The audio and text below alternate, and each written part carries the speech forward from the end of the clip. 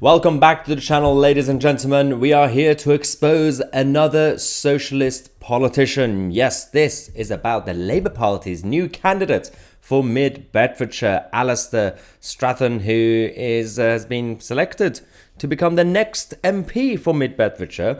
If you listen to Keir Starmer and the Shadow Cabinet, they say that the Labour Party and the future Labour government are no longer socialist.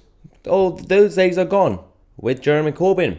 They are now pragmatic moderates who are here to simply rule the world. Now, but the idea is, I think somebody needs to have a chat with the Labour Party's candidates department, because a lot of the candidates, a lot of the local politicians, and even some of the backbenchers are still a little bit socialistic. But this is actually about Alistair, because we're going to be talking about his links to extreme far-left groups, eco-militant groups. So this is Alistair, who's going to be ready for the upcoming by-election in Mid Bedfordshire.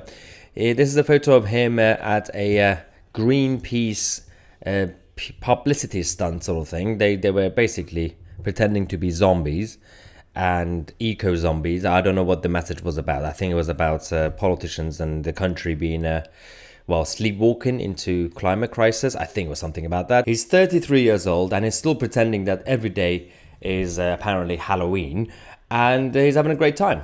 But all these pictures that we actually have, the public order bill, stay dead, this is what they've created, having a great time playing zombie around London.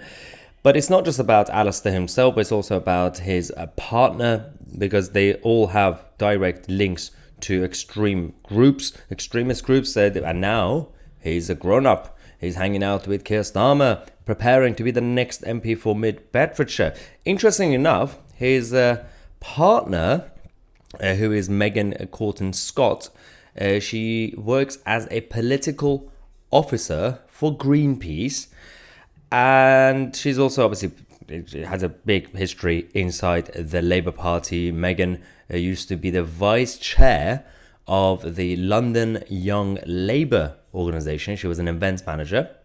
She has a lot of experience in that area as well. It says Megan, but this is obviously an old photo. So Megan is the current, was vice chair and women's officer of London Young Labour, the largest regional youth politics group in the country. She also currently sits on the Fabian Women's Network National Committee. Of course, the Fabian Society is back.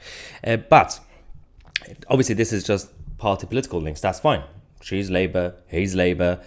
But she also volunteered for Care for Calais. So not only they have links to Greenpeace, they also have links with Care for Calais. We have Grant Shapps, cabinet minister, saying 1 minute they are climbing the Prime Minister's house, and next they've got a Labour rosette on. The Energy Security Secretary said, Sir Keir Starmer must show that he practices what he preaches for once and block the eco-mob from his candidates list. I think there's no problem with a political party to have leanings, and you could be centre-left, centre-right, hard right, hard left, whatever you want to be, right? But be honest with the public.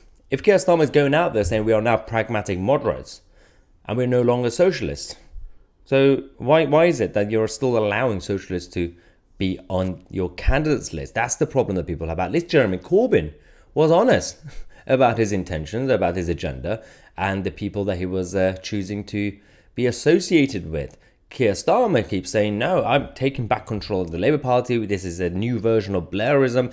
We are cleansing the party and all the loony left are being kicked out, purged. Well, clearly not all of them. That's the idea.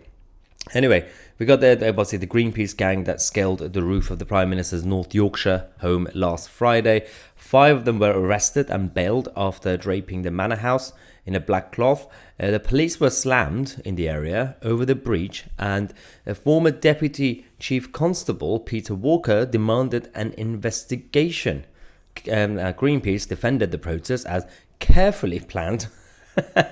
I did love that. We posted that video a few days ago when GB News decided to invade Greenpeace's headquarters to expose their hypocrisy, because they were like, why aren't you here? We didn't invite you.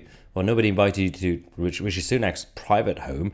The funny thing about that video was the Greenpeace organizers defended it, saying, well, we actually double checked. We made sure no one's home and we even knocked on the door. Right? You're now acting like a burglar. So you were planning the whole thing.